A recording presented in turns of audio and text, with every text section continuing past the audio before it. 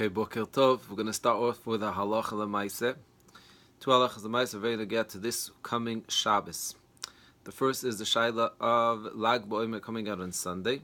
So there's a leniency that this year you don't have to wait till Lag B'Omer for the haircuts and the shaving, even though it's a dispute between the Ma'ariv and the Ma'aril.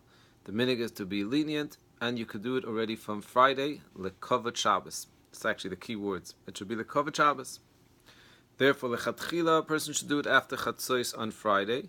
If it's going to be difficult time-wise, and Shalom Bais, of course, and it's going to be pressure, you could do it Friday morning. And b'di'evid, if it's something like a haircut where the barber shop is going to be in a very long line, and therefore you're going to order someone, you can do it Thursday night, one can rely that too.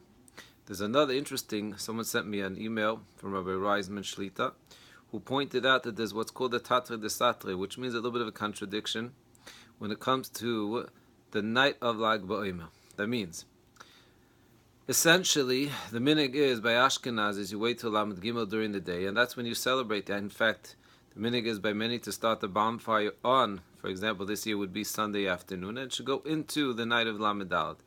By Hasidim and other opinions, the minhag is actually to do it the night of Lamed Gimel. And that means that already the night before, which would mean this year Motzi Shabbos. So Rabbi Reisman was pointing out, how can it be that you could do both? Especially those that are keeping the Arizal minhag, of really keeping the entire sphere, except that like B'Omer is something special. So he felt you can't, someone that, for example, is really the minhag of Ashkenaz to wait till the daytime, you shouldn't be listening to and participating on the night of Lamed Gimel. Nevertheless, I think, and I was smoothing this over also with my Chavrusa Zadain, I think he agreed that if someone is going with their family in order, for example, they're going to a Rebbe, like here we have in Forshay, where he does a beautiful bonfire, and the music is really the accompaniment of it, but the ikr is the lighting and the Suda, so one could rely and go to such a thing. And the Chatchila, the music, his personal music, he should wait until Sunday morning. Now, that's the halacha l'maaseh. Interesting that there's a sefer called Elef HaMagen. So there's a beautiful explanation to what this means when you have a Shabbos before Sunday. Shabbos before Sunday, meaning Shabbos before Lag B'Omer. He says, the Gemara says in Masechah Shabbos, if Klal Yisrael would keep Shtei Shabboses miyad nig'olim, if we would keep two Shabboses, we would be redeemed right away. There's Yerushalmi, it says even one Shabbos. Many different interpretations. It's interesting, it's Rabbi Shimon Bar Yochai. There's a Sefer Elef HaMagen. There's a fascinating explanation. He says, you know what it means? The Zohar HaKadosh says that Rosh Shimon Bar Yochai was called Shabbos. In fact, a tzaddik, a Talmid Chacham, is a Shabbos the whole week.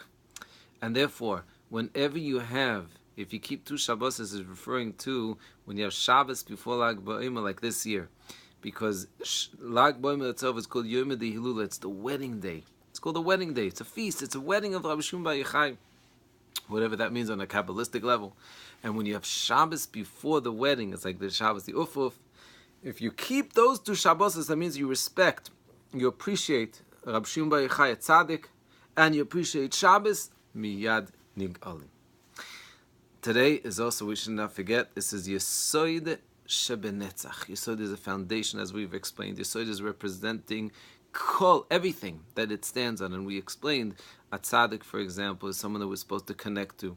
A tzaddik is called Yesod Olam. It says in the Sfarim HaKadoshim, the holy books, it says that a tzaddik is someone that shomer abris, and we explained that keeping the covenant means the eyes, being careful with where a person looks, and especially also with the mouth, being careful what we say to make sure it's pure. Rabbi Shimon Bar Yochai is the one that Yerushalmi says Masechah Shabbos. He said, if I was by Matan Torah, I would have said to the Rebbeinu Shalom, how can we have just one mouth? Give us two mouths. One mouth for Torah and Tefillah, and one mouth for mundane things. Why? Because it's so powerful. That shows us to appreciate what it means, a mouth. How powerful it means when we say something to each other. And achas kama becomes so much so if we say something negative. And in the other direction, if we say something positive, a positive compliment. We're going to speak more about it, Be'ezras Hashem in the Shalom Bayis, but it's get every one of us. Now, this is the week, we'll speak more about Shimon Bar Yochai, the power of using positive statements and reinforcement and compliments. It doesn't cost anything. Havai should be zeichet to Yesod shebenetzach.